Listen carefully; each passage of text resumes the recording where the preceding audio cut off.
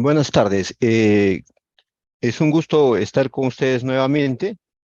En esta oportunidad quiero compartir este tema que ya todos manejamos, pero que va a tener ciertas eh, cambios o modificaciones que se van a ir disertando en el tema, ¿no? Entonces, les agradezco la atención que preste en las preguntas que podrían hacer, ¿no? Entonces vamos a iniciar con este tema, que es la compensación por tiempo de servicio, que es uno de los beneficios sociales establecidos de acuerdo a nuestro ordenamiento laboral, ¿no? En el país. Entonces, primero, vamos a ver la normativa nacional a que se refiere este tema. Tenemos el Decreto Supremo 00197-TR, que es el texto único ordenado de la ley de CTS, y su reglamento, el Decreto Supremo 00497-TR, la ley 30334, que establece medidas para dinamizar la economía en el año 2015, el Decreto Supremo 012-2016-TR, que precisa las disposiciones de la ley 30334. Y por último, vamos a tener en cuenta también el Decreto Supremo 019-2016-TR, el reglamento de la Ley General de Inspección del Trabajo referidos a las infracciones y sanciones respecto al incumplimiento de esta normativa, ¿no? Esa es la importancia que tenemos en el presente tema, ¿no? Entonces, vamos a continuar y vamos a dar un breve resumen de lo que vamos a tocar en este punto, ¿no? En este tema. Vamos a ver entonces, aquí tenemos 8 aspectos. Uno, el aspecto general de la CTS, y también vamos a ir desglosando ya los temas, los subtemas que tiene, como por ejemplo, cuál es el periodo computable para efectos del cálculo de la CTS. También vamos a tener en cuenta la remuneración computable para efectos del cálculo de la CTS. Vamos a ver también cuáles son las consideraciones para realizar los depósitos semestrales, ¿no? De acuerdo a ley.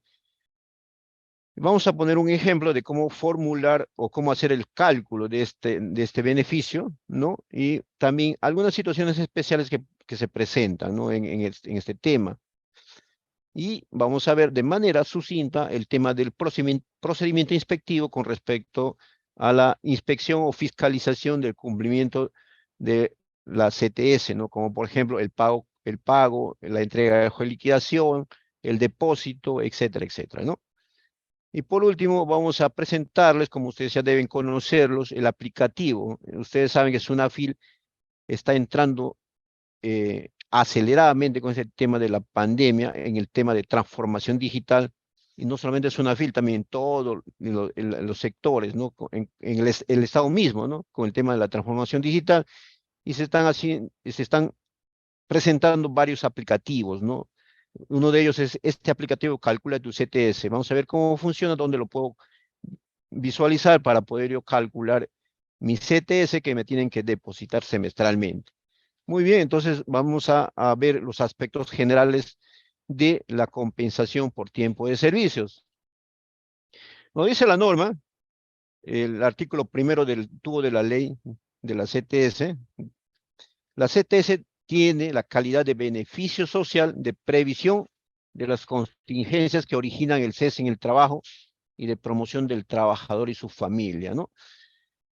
Entonces, el propósito de este beneficio es ser un auxilio económico para el trabajador en el caso de que quede sin empleo, pues, ¿no? O se quede desempleado, como se dice, ¿no? Para que le permita afrontar las consecuencias de ello, de forma que pueda sobrellevar las necesidades personales y de su familia, ¿no? Este beneficio se debe otorgar absolutamente al 100%, prescindiendo el motivo del cese. Pues el cese puede ser por renuncia, por abandono, inclusive por abandono de puesto de trabajo, puede ser por despido. Se tiene que abonar el 100% de este beneficio. Más adelante vamos a ver una consecuencia que podría resultar en caso de que el trabajador es despedido y se acredite que se haya cometido un perjuicio al empleador, ¿no? Que en ese caso sí podría haber una retención, ¿no? Mientras dure el procedimiento judicial, para que se pueda resarcir ese perjuicio económico del empleador, ¿no? Entonces, Pero básicamente el pago de esta CTS está garantizado cualquiera sea el motivo de cese. Muchas veces los trabajadores preocupados acuden a veces a la autoridad inspectiva indicando que le han despedido y porque ha hecho abandono del puesto de trabajo y de repente no le va a corresponder su CTS. Si el empleador no ha iniciado un procedimiento de perjuicio económico, entonces tendría, dentro de los 30 días, tendría libre, disponible, o sea, libre el cobro de esa CTS el trabajador. O sea, tendría la libre el libre derecho de ir a cobrar esa CTS, ¿no? Bien, entonces vamos a definir quiénes tienen derecho a este beneficio. Nos dice la norma, el artículo 4 de la ley de CTS, para resumirlo, que los trabajadores que cumplan cuando menos un promedio en una jornada mínima diaria de 4 horas. En este caso, nos está indicando cuáles son los trabajadores comprendidos, ¿no? Y nos da dos supuestos de cumplimiento de requisitos de la jornada mínima diaria. Uno de ellos, un primer requisito es que el trabajador, para que se considere cumplido las 4 horas diarias de trabajo y tenga derecho a esta CTS, es que en una jornada semanal dividida entre 6 o 5, o sea, que si la jornada laboral haya sido de 6 días, de lunes a sábado o de lunes a viernes, según corresponda, resulta el promedio no menor de 4 horas diarias. O sea, debo dividir las semanas laboradas, ya sea de 6 o 5 días, y en promedio la cantidad de horas laboradas en esa semana por día debe salir 4 horas diarias, ¿no? Ese es el primer requisito.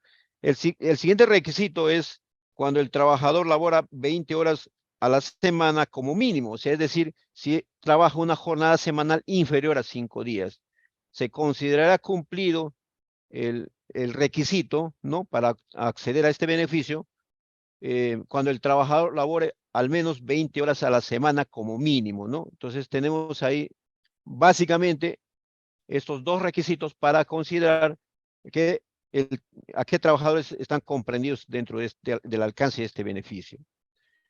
También la norma nos señala qué trabajadores o qué tipo de trabajadores no se encuentran comprendidos en el régimen de compensación por tiempo de servicios. En este caso, los trabajadores que perciben el 30% o más del importe de las tarifas que paga el público por los servicios, ¿no? Entonces, en este caso, aquellos trabajadores que perciben tarifas que paga el público por los servicios hasta un 30% no tienen derecho a la CTS. Así también aquellos trabajadores a tiempo parcial o part-time que laboren menos de 4 horas al, al día, ¿no? O resulta menos de 20 horas a la semana, ¿no? Entonces, esos trabajadores a tiempo parcial que tienen esa cantidad de horas laboradas al día o a la semana no están comprendidos dentro del alcance de este beneficio. También se refiere a aquellos trabajadores que tienen menos de un mes de labores, ¿no? O sea, para que tengas derecho a percibir este beneficio, tienes que, en primer lugar, haber laborado al menos un mes de trabajo y a partir de ahí ya se adquiere el derecho y se va eh, percibiendo este beneficio por meses y por días laborados, ¿no? Ahora también acá se tendría que considerar a los trabajadores que no están comprendidos en el alcance de la ley de la CTS, a los trabajadores de la microempresa, ¿no? Si ustedes se dan cuenta, el régimen laboral de la microempresa tampoco, establece que los trabajadores de este tipo de empresas no tienen derecho a percibir esa compensación por tiempo de servicio, ¿no? Entonces, no se encuentran obligados a efectuar los depósitos semestrales de la CTS los empleadores que hubiesen suscrito con sus trabajadores convenios de una RIA, ¿no? Una remuneración integral anual, ¿no? Que incluya este beneficio. Por ejemplo, quienes perciben, por ejemplo, trabajadores que perciben una remuneración integral anual, por ejemplo, los futbolistas, ¿no? Que hacen sus contratos por ingresos anuales, ¿no? Entonces, ellos no estarían obligados, el empleador no está obligado para efectuar los depósitos semestrales en caso tengan trabajadores con este tipo de convenios, ¿no? Bien. Vamos a entrar entonces al segundo aspecto, el aspecto del periodo computable. Esto es importante porque nos va a ayudar a determinar, ¿no? La cuantificación del importe de la CTS. Entonces, ¿qué se entiende? ¿Qué se entiende por periodo computable? Perdón, he pasado una... El periodo computable dice la obligación de abonar la CTS se genera cuando el trabajador cumple al menos un mes de vínculo laboral. Cumplir ese requisito, como le decía anteriormente, toda fracción, o sea, laborada por días, se va a computar por treintavos, ¿no? Entonces, este beneficio se considera, voy a mover acá se considera solo, se toma en cuenta el tiempo de servicios efectivamente prestados en el Perú, ¿no? También son computables los días de trabajo efectivo, los días, por ejemplo, los días de inasistencias injustificadas, así como los días no computables, se van a deducir del tiempo de servicios a razón de un treintavo por cada uno de estos días. Es decir, el trabajador ha tenido una falta injustificada y está sujeto a un descuento de la CTS que tendrían que abonarle en el semestre por ese día, o sea, un treintavo. Si ha faltado 5 días, entonces son 5 treintavos días en el semestre, ¿no? Entonces, tenemos ese tema con respecto, en primer lugar, el periodo computable. A continuación, vamos a ver entonces algunos otros situaciones con respecto al periodo computable. Por excepción, dice, se considerarán como días efectivamente laborados los siguientes. Es decir, hay días en los que no labora el trabajador, pero sí se consideran de acuerdo a la ley, o sea, es un mandato imperativo de la ley, que son considerados como días efectivamente laborados. ¿Y cuáles son aquellos?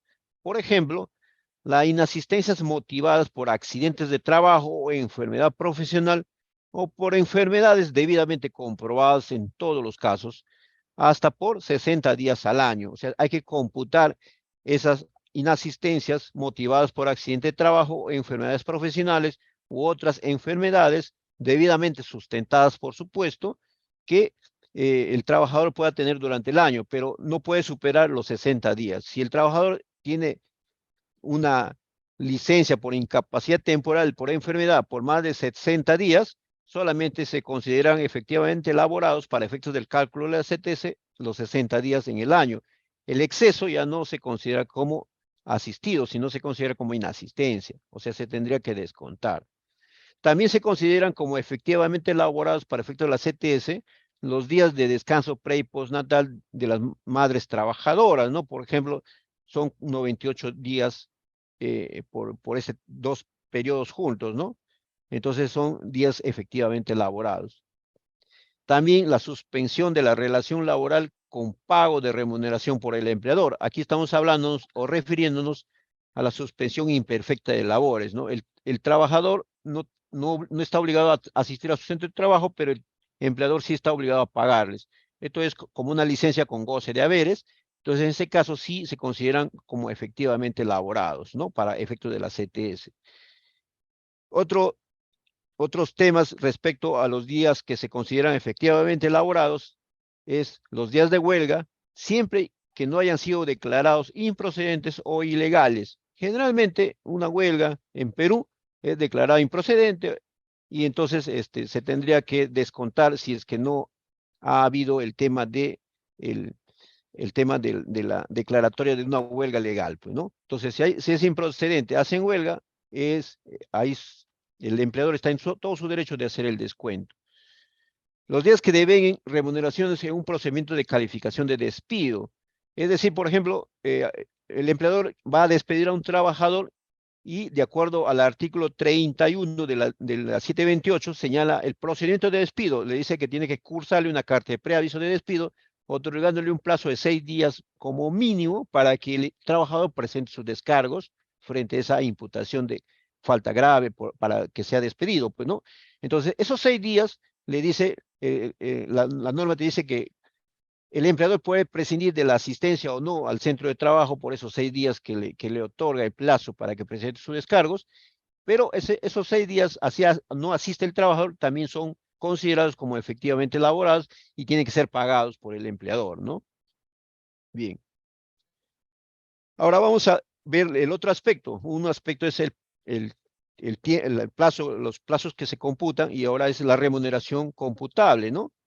¿Qué debemos tener en cuenta para efectos del cálculo de la CTS con respecto a la remuneración que percibe el trabajador, ¿no? La remuneración, la remuneración computable, vamos a ver acá, ¿a qué se considera remuneración computable? La remuneración básica es la remuneración básica y todas las cantidades que regularmente perciba el trabajador, ¿no? Ya sea en dinero o en especie. Cualquiera sea la denominación que se les dé, siempre que sean de su libre disposición. Eso es lo que le va a caracterizar que la remuneración sea computable para efectos de la CTS, porque también hay remuneración no computable, ¿no? Cuando esa remuneración, la característica que le va a diferenciar entre ambas es que el trabajador pueda disponer de esa remuneración libremente. Por ejemplo, le entrego movilidad al trabajador para que asista a su centro de trabajo. Entonces, ese pago que le estoy haciendo no es de su libre disposición porque va a utilizarlo en su pasaje al centro de trabajo, ¿no? De su domicilio al centro de trabajo, entonces no entraría en la remuneración computable para efectos del cálculo de la CTS. Sin embargo, si yo le doy una remuneración por movilidad de libre disposición, se dan cuenta, si yo le cambio el concepto, ¿no? Que le denomino movilidad de libre disposición, o sea, el trabajador puede utilizar ese dinero en donde sea y no va a dar cuenta para su movilidad, ¿no? Entonces ahí sí tendría que considerarlo como remuneración computable.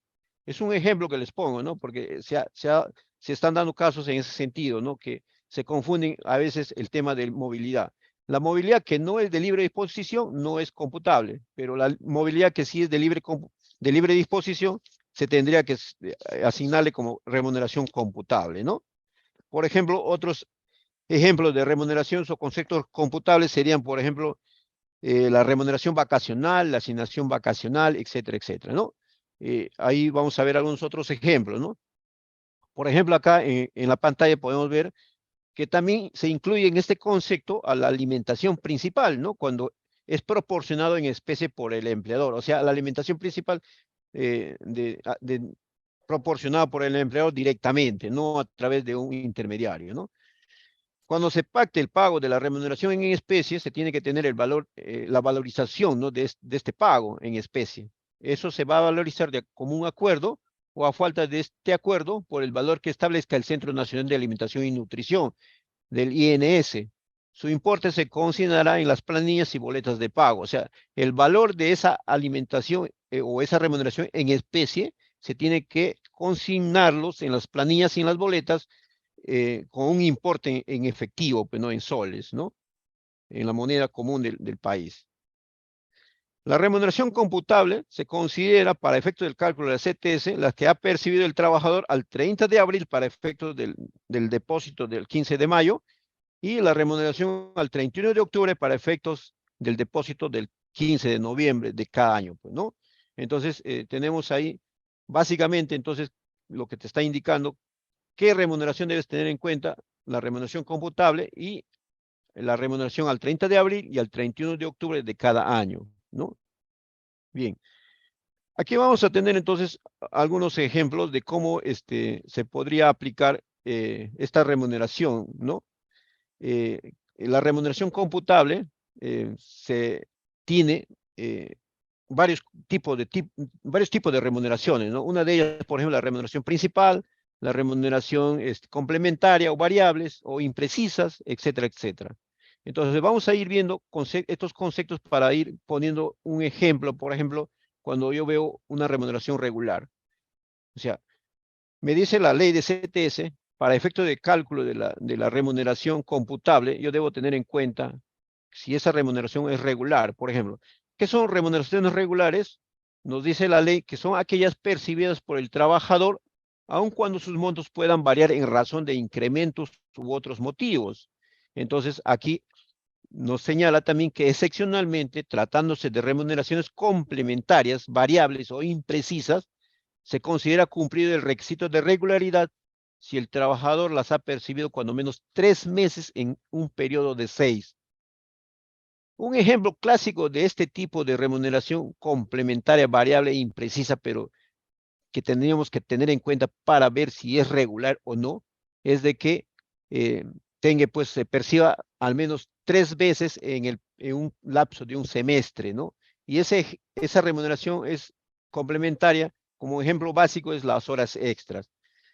Aquí tenemos un ejemplo de un trabajador que ha laborado el periodo mayo-octubre, de mayo-octubre, y ha percibido horas extras, ¿no? Pero no ha percibido durante todo el semestre, sino que ha percibido 1, 2, 3. En mayo, en julio y en septiembre ha percibido horas extras. En julio, en agosto y en octubre no ha percibido horas extras. Por el contrario, tenemos otro trabajador, el de color verde, el cuadro de color verde, en la que se tiene que el trabajador ha percibido solamente en 2 oportunidades horas extras, ¿no? En septiembre y en octubre. Entonces tenemos ahí mayo, junio, julio, agosto, no ha percibido. Entonces, en el trabajador de color amarillo, en el cuadro de color amarillo, vemos ahí que en las horas extras, como remuneración complementaria, se considera de carácter regular porque este trabajador lo ha percibido en el semestre al menos 3 veces, ¿no? En mayo, en julio y en septiembre. Entonces, se ingresa al cálculo de la CTS por el periodo mayo-octubre. En el caso del trabajador de color verde, en el cuadro verde, el, el trabajador que ha percibido en 2 oportunidades en el semestre no ingresan al cálculo de la CTS por el periodo mayo-octubre, o sea, se pierde esos pagos y no se va a computar. Con lo contrario, con el trabajador de color amarillo, que sí se va a tener que promediar, se suman los montos percibidos por los 3 meses y se lo divide entre 6, y ese promedio es la remuneración, va a integrar la remuneración computable en este aspecto de horas extras, ¿no? Bien, entonces tenemos aquí, perdón, voy a cambiar la pantalla. Tenemos también acá cómo ingresan al cálculo de las remuneraciones regulares. Vamos a seguir con otro ejemplo, ¿ya? Espero que me comprenda. Acá lo vamos a visualizar ya con cifras ya absolutas y no solamente con letras, ¿no? Entonces vamos a ver, tenemos el ejemplo acá. Para su incorporación en la remuneración computable, estas horas extras se deberán sumar los montos percibidos y su resultado dividirlo entre 6, como les decía anteriormente. Entonces acá tenemos en el cuadro amarillo el trabajador que laboró todo el semestre, ha percibido en mayo, en julio, agosto y octubre horas extras, y en junio y en septiembre no ha percibido. Entonces la fórmula para integrar esta remuneración complementaria a la remuneración computable va a ser sumatoria de los montos percibidos en el semestre de mayo a octubre y divididos entre 6. Entonces ahí tenemos el cálculo y el promedio sale de 29.25 soles. Ese promedio lo vamos a sumar a la remuneración computable, es decir, por ejemplo, a la remuneración básica. Y ya tenemos un monto ahí. Y además de eso hay que sumarle el promedio de las horas extras.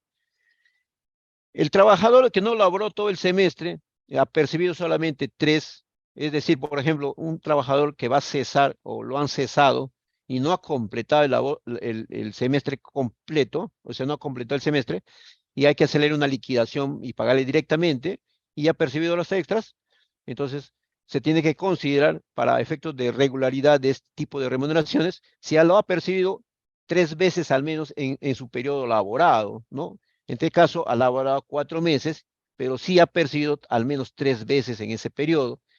Y lo mismo se hace el promedio, ¿no? Se suman los montos percibidos en el lapso del periodo laborado y se divide entre el monto, perdón, en los meses laborados. Pues de julio a agosto ha laborado 4 meses, de julio a octubre, perdón.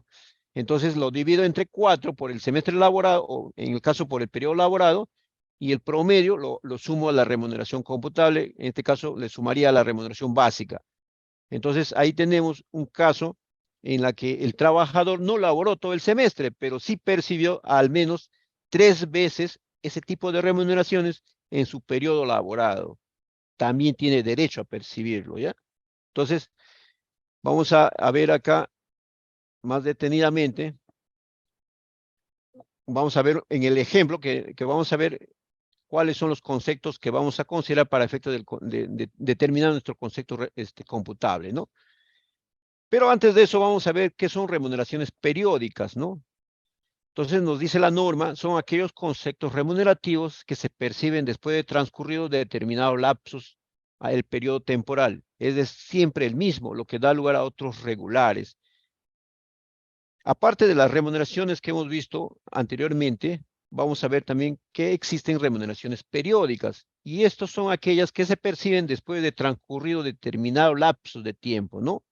Pero que son temporales, pero que esa temporalidad, perdón, siempre son lo mismo, o sea, son cíclicos. De enero a julio, de enero a octubre, vas percibiendo en ese periodo esas remuneraciones. Puede ser que sean menos a un semestre o mayores a un semestre, ¿no? Para efectos entonces de su incorporación de este tipo de remuneraciones en la CTS, la remuneración computable para efectos de la CTS, se han fijado las siguientes reglas o parámetros, ¿no? Entonces, remuneraciones de periodicidad semestral. Uno, tenemos que tener en cuenta aquellas remuneraciones de periodicidad semestral. Se van a incorporar a la remuneración computable a razón de un sexto de la percibido en el semestre respectivo. Ejemplo clásico de este tipo de remuneraciones, todos lo sabemos, las gratificaciones por fiestas patrias y Navidad, ¿no? Así, para el semestre mayo-octubre se incorpora un sexto de la gratificación percibida por fiestas patrias. Y para efectos del semestre noviembre-abril se incorporará un sexto de la gratificación percibida por Navidad. Porque también, si ustedes se dan cuenta, son conceptos remunerativos, ¿no? Entonces habría que incorporarles a la remuneración computable para efectos de la CTS. Entonces, tenemos aquí que las remuneraciones de periodicidad superior a 6 meses es otro caso. Anteriormente hemos visto remuneración de periodicidad semestral, ahora vamos a ver de remuneraciones que son de periodicidad superior a 6 meses. En estos casos se incorporarán a la remuneración computable a razón de un dosavo de lo percibido en el semestre respectivo, ¿no? Entonces, si un trabajador percibe una remuneración que es superior a 6 meses, esa remuneración en el periodo que le toque hacer el cálculo de la CTS, se le va a incorporar a razón de un dosavo de lo percibido en ese semestre, ¿no? Después tenemos otro tipo de remuneraciones, otro tipo de periodicidad, ¿no? Que son de periodicidad superior a 12 meses. En este caso, estas remuneraciones que superan el año ya no se incluyen en la remuneración computable, no se van a considerar, ¿no? Bien.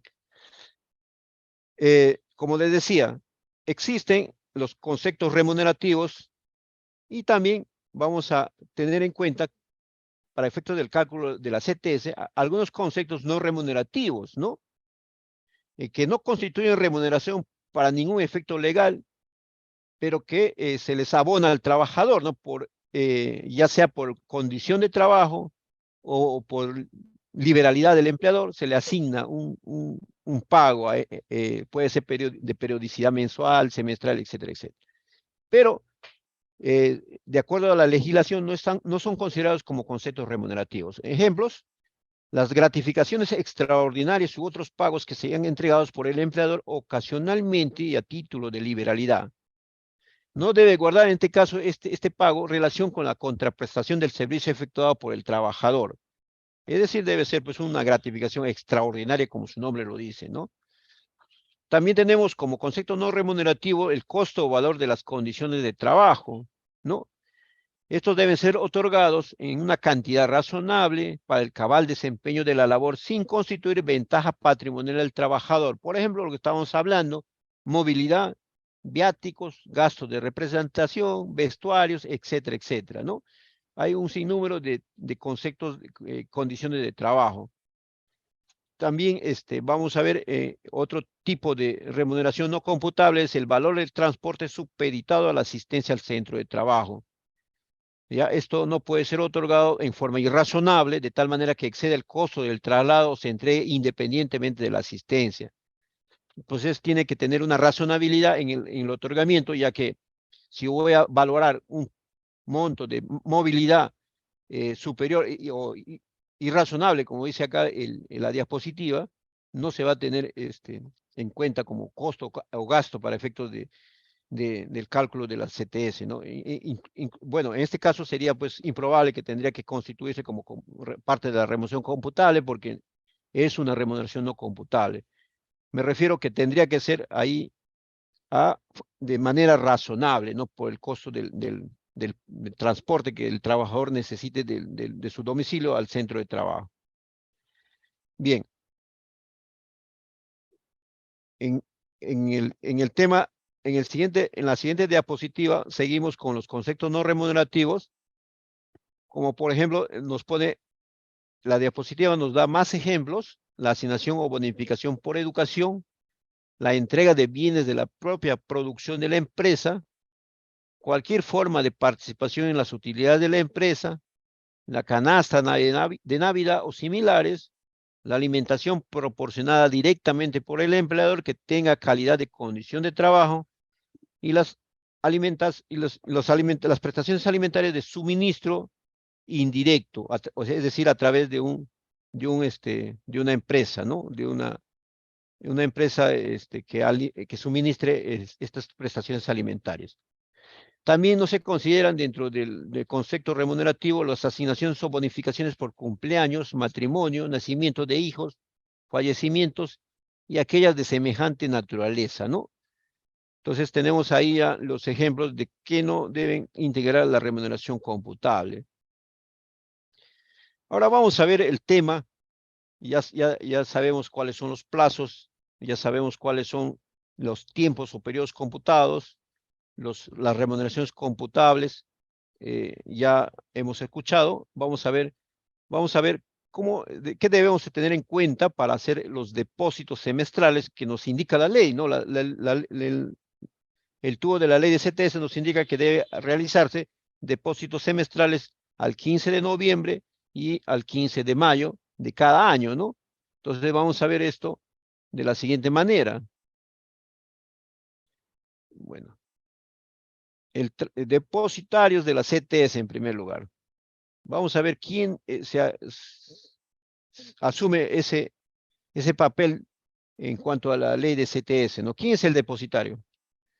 El trabajador que ingrese a prestar servicios, dice, comunica al empleador en un plazo que no excederá de 30 de abril o 31 de octubre según su fecha de ingreso, el nombre del depositario que ha elegido entre los depositarios que domicilien en la provincia donde se encuentre ubicado su centro de trabajo y de no haberlo en las provincias de más próximo o de más fácil acceso. ¿Quién es el depositario? Una entidad financiera, bancaria financiera, ¿no? De la entidad financiera en este caso, ¿no? También debe comunicar el tipo de cuenta y moneda en que deberá efectuarse el depósito, ¿ya? Entonces, ahorita estamos viendo las consideraciones que tiene que tener el trabajador para efectos de determinar el nombre del depositario y el tipo de cuenta, porque también puede ser en soles o en dólares, ¿no? En el caso de que el trabajador en ese plazo que le indique la norma no cumple con informar a su empleador, entonces el empleador va a efectuar el depósito de la CTS obligado a hacerlo en las fechas respectivas, ¿no? Lo va a hacer en cualquiera de las instituciones permitidas por ley, bajo la modalidad de depósito a plazo fijo por el periodo más largo permitido. Entonces, tenemos ahí una obligación como trabajador primero, que debo comunicar a mi empleador el depositario y la moneda de la cuenta de la CTS, ¿no? Y si no lo hago en el plazo respectivo, el empleador va a tener que hacer el depósito. No, el depósito bajo una modalidad de depósito a plazo fijo y por el periodo más largo permitido, ¿no? Bien. Cambio de depositario. El trabajador también tiene el derecho de disponer libremente y en cualquier momento el traslado del monto acumulado de su CTS. O sea, yo estoy en el banco tal, me voy al banco X o Y, ¿no? Entonces puedo cambiar de depositario. ¿Cómo debo hacerlo? Notifico al empleador, comunico instrucciones en un plazo de 8 días hábiles y el empleador le comunica al depositario en un plazo de 8 días hábiles y el depositario realiza el traslado del fondo, o sea, el fondo de la CTS, al nuevo depositario, dentro de los 15 días hábiles de notificado. Si el depositario original o inicial, se demora en hacer este trámite, pese a la comunicación que ya le ha hecho el empleador, y sobrepasa el plazo establecido de 15 días hábiles, puede ser sancionado por la SBS, ¿no? Entonces ahí hay una sanción que los bancos podrían afrontar si es que se demoran en hacer este traslado solicitado por el trabajador hacia un nuevo depositario. Es conocido ahora el tema de los depósitos de CTS, quién paga más intereses, entonces los trabajadores están buscando eso y van trasladando su cuenta de CTS, ¿no? Entonces, si ustedes como trabajadores tienen el tema de la demora en el traslado de su cuenta, ya tiene que podrían acudir a la SBS, ¿no? Para que puedan hacer valer ese derecho. Bien. Nos dice la norma, el plazo para depositar ya está ahí establecido, son dentro de los 15 primeros días del mes de mayo o noviembre, según corresponda. Es decir, no necesariamente tengo que esperar al 15 de mayo o al 15 de noviembre para hacer el depósito. Ese es mi plazo máximo. Me dice debe efectuarse dentro de los 15 primeros días, ¿no? Entonces, pero por costumbre nosotros tenemos de esperar el 15 de mayo o el 15 de noviembre para hacer el depósito. Ahora bien, si el último día es inhábil, o sea, el 15 del mes de mayo es inhábil, el depósito puede efectuarse el primer día hábil siguiente. Por ejemplo, si cayó domingo, o si cayó sábado, domingo, el lunes tendría que depositar, el lunes 16, ¿no? Y eso no correspondería a un depósito extemporáneo. Entonces, el empleador también debe entregar a cada trabajador bajo cargo, dentro de los 5 días hábiles de efectuar el depósito, una hoja de liquidación debidamente firmada. Ojo, en las inspecciones nosotros recibimos las hojas de liquidaciones y se recibe sin la firma del empleador. La norma señala debidamente firmada, entonces deben estar firmados por ambos. Entonces nos entregan hojas de liquidaciones con la firma solamente del trabajador. Entonces, inclusive indica ahí, vamos a ver cuáles son los requisitos mínimos que debe tener esta hoja de liquidación. Dice fecha y número u otra seña otorgada por el depositario que indique que se ha realizado el depósito. Es decir, el número de la transacción de depósito o el número de voucher se debe consignar en esa hoja de liquidación. También el nombre o razón social del empleador y su domicilio, nombre completo del trabajador, información detallada de la remuneración computable, o sea, cómo hemos llegado a determinar la remuneración computable y el periodo de servicios que se cancelan, así como también el nombre completo del representante del empleador que suscribe la liquidación. Ojo, aquí está indicando bien claro la ley, el nombre completo del representante del empleador que suscribe la liquidación. Entonces debe haber una firma del empleador y, por tanto, también una firma del trabajador para acreditar la entrega, el cargo de entrega, ¿no? Bien. Entonces tenemos acá, voy a ver el concepto. Depósito oportuno, noviembre de 2022. Este noviembre de 2022 tenemos la obligación, todo empleador, de hacer el depósito de la CTS del periodo del semestre hasta octubre de 2022, ¿no? Del semestre mayo-octubre de 2022. Entonces, tienen hasta al martes 15 de noviembre del año en curso para cumplir con el depósito de la CTS. Estamos 10, 11, faltan 4 días. La remuneración computable será la percibida por el trabajador al 31 de octubre. O sea, se tiene que tener en cuenta la remuneración del trabajador del mes de octubre. Nada más, no tengo otro tema que ver en cuanto a remuneración. Me dice la norma, la remuneración del mes de octubre, y de ahí voy viendo las demás remuneraciones para efectos de integrarle a la remuneración computable. Bien, forma de cálculo. Vamos a ver un ejemplo así rápidamente. Como ya tenemos ya establecido el ejemplo, lo vamos a visualizar mejor. ¿A cuánto asciende la CTS? Me dice acá la diapositiva. Los empleadores, me dicen, deben depositar, perdón, me saltó la diapositiva. Deben depositar en los meses de mayo y noviembre de cada año tantos dosavos de la remuneración computable percibida por el trabajador en los meses de abril y octubre, respectivamente, como meses completos haya laborado en el semestre respectivo. La fracción de mes se depositará por 30avos. Entonces ahí yo tengo una fórmula, ¿no? Esa es la fórmula básica que debemos observar, no es no es otro tema, no es difícil, ¿no? Sumo la remuneración computable, lo divido entre 12 y lo multiplico por los meses completos laborados. Ahora, si tengo días laborados, fracciones por días, o sea, treintavos, sumo la remuneración computable y lo divido entre 360 días que tiene el año y lo multiplico por los números de días laborados. Entonces voy a tener ahí mi CTS por meses completos laborados y mi CTS por días completos laborados. Bien, vamos a un ejemplo. Como decíamos, Juan Ramos laboró el semestre completo de mayo a octubre y percibe una remuneración mensual de 1.200 más asignación familiar. Además, percibió horas extras como sigue en mayo, en julio, en agosto y en octubre. Ustedes ven ahí los montos y asimismo percibió las gratificaciones por fiestas patrias a razón de 1.350. Entonces, en el cuadro vemos ahí cómo es que se integra a la remuneración computable los diferentes conceptos remunerativos que este trabajador ha percibido. Vamos a ver primero el primer concepto, la remuneración mensual. ¿Ingresa al cálculo? Sí. ¿Cuánto es el monto? 1.200. La asignación familiar también ingresa al monto porque la norma de la asignación familiar te dice que es una remuneración que tiene como carácter remunerativo, o sea, es un concepto remunerativo, por lo tanto se debe integrar al cálculo de la CTS. Entonces, ¿cuánto es la asignación familiar? 102.50. Y las gratificaciones nos dice que las remuneraciones de periodicidad semestral se integra a razón de un sexto a la remuneración computable, ¿no? Entonces, tenemos gratificaciones que ha percibido en este periodo semestral de 1.350 por fiestas patrias y lo divido entre 6, pero se determina un sexto. Entonces, ese sexto lo agrego a la remuneración computable.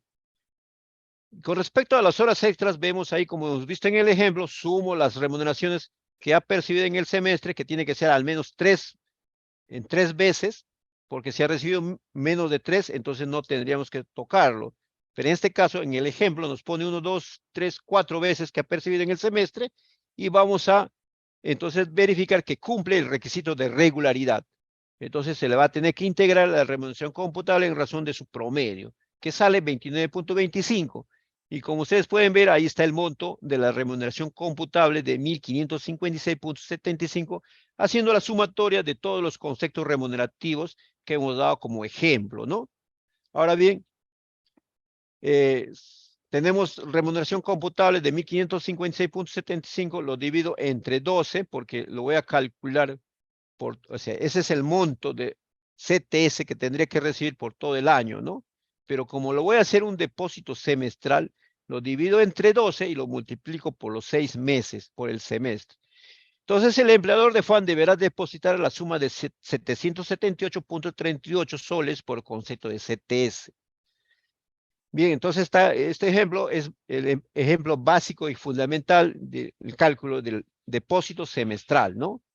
Bien, pero vamos a ver unas situaciones especiales que se presentan. Y entonces, por ejemplo, vamos a ver en este caso la remuneración, las CTS truncas que se llaman, ¿no? ¿A qué llamamos CTS truncas? Aquella remuneración, o perdón, aquella CTS en la que no se ha completado el semestre respectivo para hacer el depósito, sino que ha habido una interrupción del vínculo laboral y entonces se tiene que pagar de otra forma, ¿no? La CTS que se devengue al cese del trabajador por un periodo menor a un semestre le será pagado directamente por el empleador dentro de las 48 horas de producido el cese y con efecto cancelatorio a través de una hoja de liquidación, pues, ¿no? La remuneración computable será la vigente a la fecha del cese, ¿no? Entonces ahí tenemos que es una CTS truncas, ¿no? Indirectamente te da el concepto, es un periodo que no se ha completado. El periodo para hacer el depósito semestral completo es un semestre. En este caso, laboró menos de un semestre, por lo tanto, se truncó su CTS completa y por eso es que se denomina CTS truncas. Entonces, si a la fecha de cese el trabajador no laboró un mes completo, como le estoy diciendo, no le corresponderá el pago directo. En este caso, si el trabajador no labora un mes completo, no le corresponde el pago a la CTS, ¿no? Pero tratándose de los contratos sujetos a modalidad, el pago de la CTS será efectuado directamente por el empleador al vencimiento de la vigencia de cada contrato. Ojo, acá tenemos otros casos especiales, ¿no? El primero nos habla de que si el trabajador cesa, por ejemplo, tenía un caso de un BDA, le decimos BDA a una verificación de despido arbitrario. El trabajador acude a la autoridad inspectiva de trabajo por un despido arbitrario y procede su solicitud y se hace la verificación y nos damos cuenta de que estaba en un periodo de prueba, o sea, no había laborado ni siquiera 30 días, solamente había laborado 10 días. Entonces ahí no le corresponde la CTS, en este caso, no le corresponde, solamente le correspondería el pago de la remuneración por los días laborados, pero la CTS no le corresponde, ¿no? Porque no ha completado el mes completo de labores para que pueda tener derecho ya a este beneficio. El otro caso especial es cuando tenemos contratos sujetos a modalidad que no superan el semestre, ¿no? Por ejemplo, contrata un trabajo por 3 meses, por 2 meses, por 5 meses. Entonces, en este caso, la CTS será efectuado, o sea, el pago será efectuado directamente por el empleador al vencimiento de la vigencia de cada contrato. Pero hay que tener en cuenta, ojo acá, cuando la duración del contrato original con o sin prórroga sea mayor a 6 meses, es decir, yo tengo un contrato de 2 meses, lo renuevo, o sea, lo prorrogo 2 meses más, de nuevo otros 2 meses más, y así sucesivamente, ya pasó el semestre. En ese caso, sí, no procederá el pago directo de la compensación. Muchas veces encuentro liquidaciones por cada vencimiento de contrato. Ojo, si yo renuevo el contrato al trabajador que tiene un contrato sujeto a modalidad y lo renuevo, lo amplío, no voy a hacer liquidación, lo estoy renovando. Lo hago liquidación cuando yo no voy a renovar. En caso de que va renovando y supera 6 meses, no procederá el pago directo de la CTS. Entonces se debe hacer los depósitos en la entidad depositaria elegida por el trabajador, ¿ya? Eso ya lo tenemos claro. Entonces tenemos la siguiente diapositiva. En el caso de, esto se da muy frecuentemente, el empleador hace una retención indebida, o sea, no sigue este procedimiento que vamos a explicar, ¿ya? Hace una retención indicando que el trabajador cometió una falta grave, entonces no le paga su CTS. Ojo, aquí hay que tener en cuenta lo siguiente. Ante un despido por comisión de falta grave que haya originado perjuicio económico al empleador, es decir, la norma prevé que la falta grave en este caso haya originado un perjuicio económico al empleador para que el empleador pueda decir, oye, hay que retener la CTS del trabajador para resarcirme de ese perjuicio que me ha ocasionado. Entonces, ¿cuál es el procedimiento? El empleador deberá notificar al depositario para que o sea, ¿a quién? Al banco, ¿no? Para que la compensación por tiempo de servicios y sus intereses quede retenido por el monto que corresponde en custodia por el depositario a las resultas del oficio que debe promover el empleador. ¿Me entiende? Ahí hay un procedimiento judicial que debe promover el empleador. Y la norma le establece un plazo al empleador. Le dice que dentro de los 30 días naturales de producido el cese, el empleador debe interponer las acciones legales por daños y perjuicios en el juzgado laboral respectivo, debiendo acreditar el empleador ante el depositario el inicio de la citada acción judicial. Entonces, recién cuando ya el empleador inicia las acciones legales ante el juzgado laboral respectivo, con esa constancia va al depositario a decir a solicitar la retención a resultas del procedimiento judicial seguido o promovido por el empleador. No puedo retenerlo antes, o sea, no puedo decir, oye, yo tengo CTS, no te voy a dar tu liquidación porque hay un perjuicio que me has ocasionado. Es más, si pasaron los 30 días, la norma te dice, vencido el plazo de 30 días en mención, sin presentarse la demanda, caducará el derecho del empleador y el trabajador podrá disponer de su compensación por tiempo de servicios e intereses. ¿Me entienden? Entonces, cuando ustedes como empleadores hacen una retención de la CTS del trabajador y no han interpuesto su demanda dentro del plazo de 30 días naturales, lógicamente, por más razón que tengas como empleador, vamos a exigir que se le pague al trabajador esa CTS.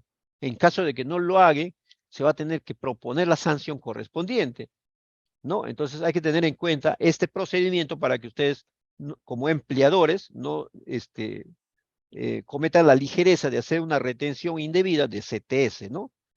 Si el empleador no presentase la demanda dentro del plazo indicado, quedará inclusive, ¿no?, a una responsabilidad obligado en calidad de indemnización al pago de los días en que el trabajador estuvo impedido de retirar sus CTS. Muy bien. Entonces, esto queda claro ahí. Vamos a entonces a ver la disponibilidad de la CTS. Con respecto a la disponibilidad de la CTS, los trabajadores pueden disponer libremente del 100% del excedente de 4 remuneraciones de los depósitos que tengan acumuladas a la fecha de disposición. Este es un procedimiento que se ha establecido con una ley que se ha dado anteriormente al inicio de la primera diapositiva, lo hemos mencionado, pero que en la actualidad se puede hacer la disposición de la CTS del 100% hasta el 2023, ¿no? Pero del 100% y no del 100% del excedente de 4 remuneraciones, ¿no? Ojo, hay una diferencia acá.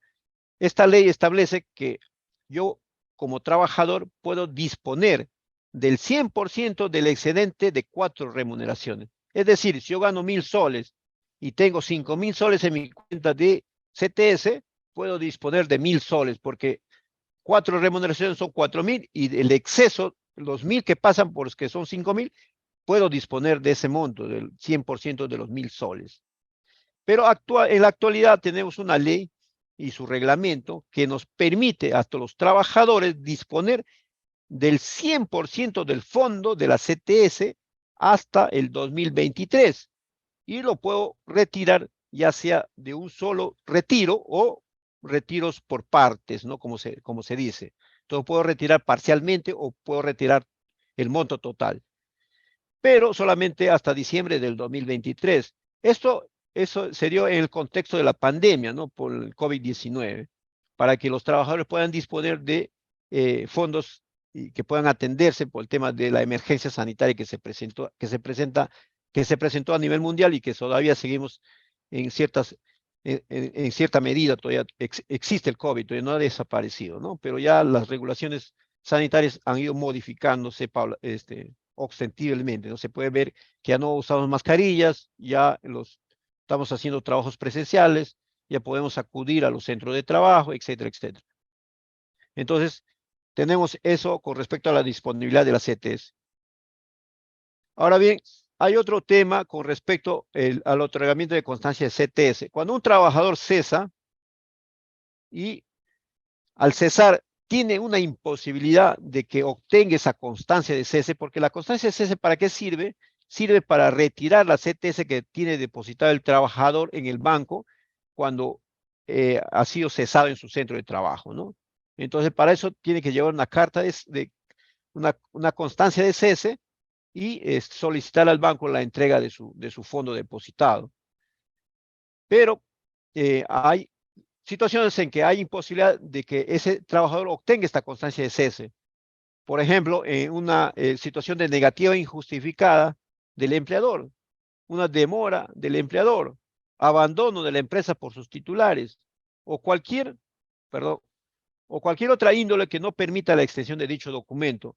La autoridad inspectiva de trabajo puede sustituir al empleador en estos casos y extender el certificado de cese, aunque no se tiene esos casos ahora porque hay libre disponibilidad, como les explicaba, ¿no? Entonces, va a ser difícil que un trabajador vaya a SUNAFIL y solicite un certificado de cese o una constancia de cese porque hay una libre disponibilidad, porque puede retirar inmediatamente del banco su CTS, así no haya cesado, ¿no? Bien, el procedimiento inspectivo, lo voy a resumir en estos cuadros. Inicia con una denuncia o una solicitud de un trabajador, un ex trabajador, una entidad, un congresista, una autoridad, etcétera, etcétera.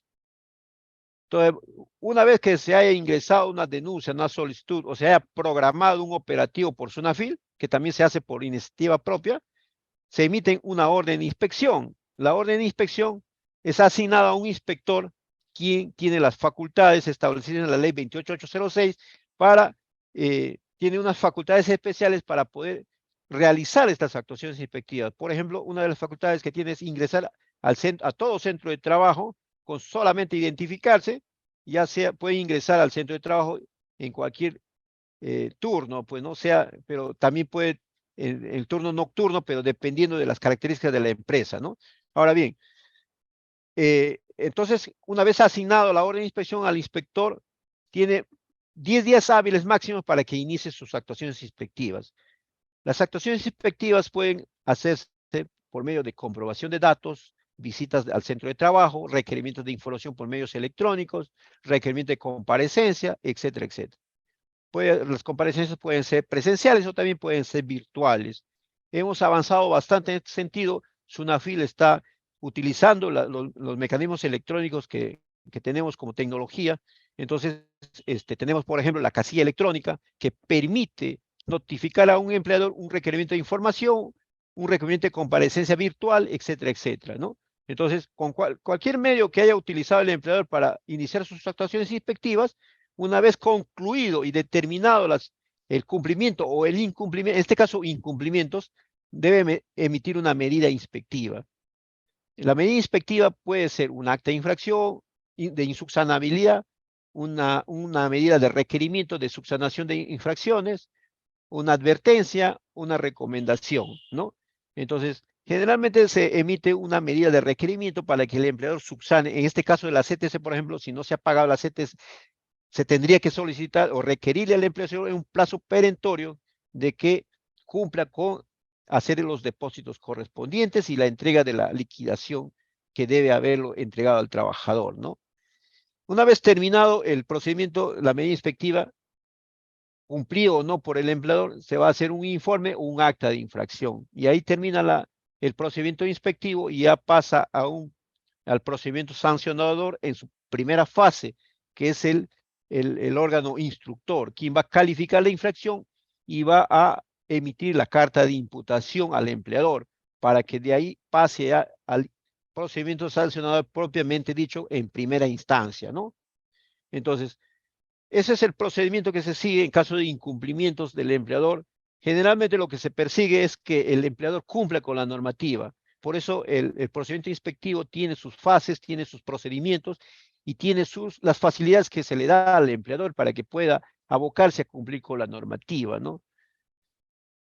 Ya, una vez que se ha terminado las actuaciones inspectivas, como les decía, en caso de no advertirse infracciones o de haberse subsanado las mismas, se emite el informe correspondiente y se archiva. Es decir, el empleador no ha cometido infracción o si lo ha detectado la infracción, lo ha subsanado, ¿no? Pero en caso de no subsanarse, entonces se emite un acta de infracción o si, por ejemplo, eh, la infracción tiene carácter de insubsanable, ¿no? Entonces, en mérito a eso se dará inicio al procedimiento sancionador. Ahora bien, la cuantificación de la infracción, tenemos acá, perdón, antes de eso la tipificación, o sea, el tipo legal de la sanción, o sea, cuál es la acción o el comportamiento del empleador que es sancionado, ¿no? Tenemos infracciones leves y infracciones graves. En la ley, perdón, en el reglamento del reglamento de la ley de inspecciones, decreto supremo 019/2006 TR. En este caso, tenemos las infracciones leves, en el artículo 23 tenemos tres infracciones, ¿no? Uno es no entregar al trabajador en los plazos y con los requisitos previstos la hoja de liquidación de CETES. Se considera como infracción leve. La otra infracción leve es el incumplimiento de las obligaciones sobre boletas de pago de remuneraciones, hojas de pago de liquidación de la CTS. ¿Cuál es el incumplimiento de las obligaciones? Que no tenga la información completa, que no vaya con la firma del empleador, que no tenga la información de la constancia de depósito de la CTS. Entonces, en eso, ese incumplimiento de carácter formal se considera como una infracción leve, que puede ser subsanado, por supuesto, ¿no? Y también no cumplir, perdón, acá está cerrado no cumplir con las disposiciones, ¿no? Hacia las entidades depositarias relativas a la disponibilidad, por ejemplo, cuando se quiera, se comunique el cambio de depositarios, etcétera, etcétera, ¿no? O cuando se comunique el depositario y no te lo depositen en el depositario que tú has comunicado, ¿no? Tu empleador incumple, no te hace caso y lo deposita en otro sitio. También es considerado como infracción leve. La infracción grave se considera cuando no se deposita la CTS, ya sea de manera íntegra y oportunamente. O sea, se deposita en cantidades menores a lo que se debe depositar o se deposita fuera de la fecha, ¿no? O no se deposita, ¿no? La CTS.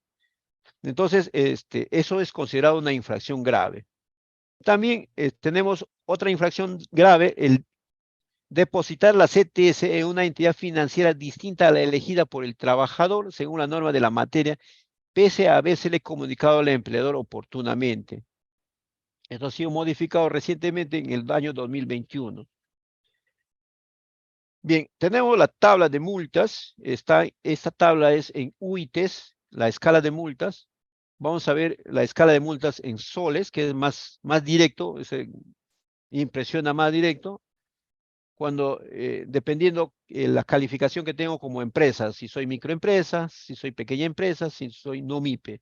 Entonces tenemos ahí para una infracción grave, el no depósito de la CTS para una no MIPE que afecte a un trabajador, la multa puede llegar a 7.222.00 soles, la multa mínima.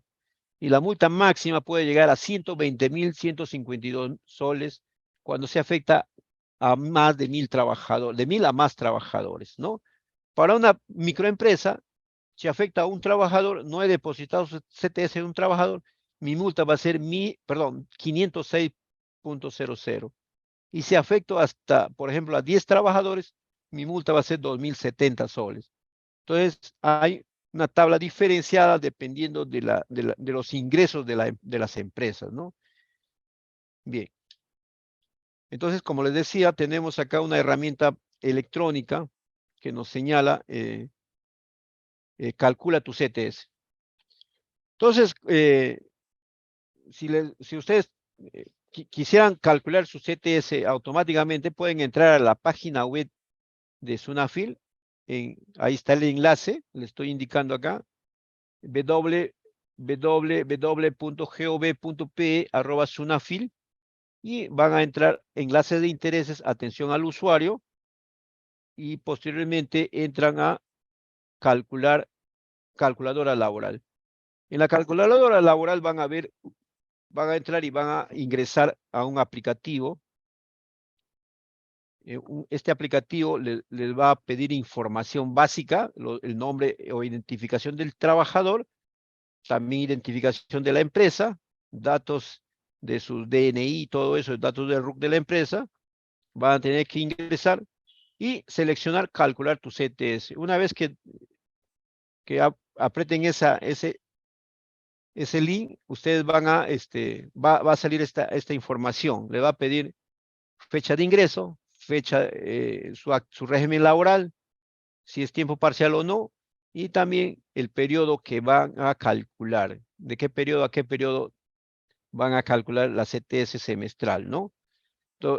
Esta herramienta tiene dos periodos, los dos próximos periodos que tiene para que se visualice el cálculo, ¿no? También les va a pedir información de conceptos remunerativos, tu remuneración básica, otras remuneraciones fijas, asignación familiar, tal como hemos visto, ¿no? Todos los conceptos remunerativos se tienen que ingresar acá, y una vez que se tenga toda esa información, se da a calcular CTS y se puede imprimir la liquidación que te va a otorgar, ¿no? Eso sería todo. Muchas gracias por su atención. Espero que hayan disfrutado y en todo caso aprovechado esta información que le estamos compartiendo. Como Sunafil, nosotros también estamos abocados a la orientación y la asistencia técnica en normativa sociolaboral y de seguridad y salud en el trabajo. Muchísimas gracias. A ver si, por Muy favor, bien.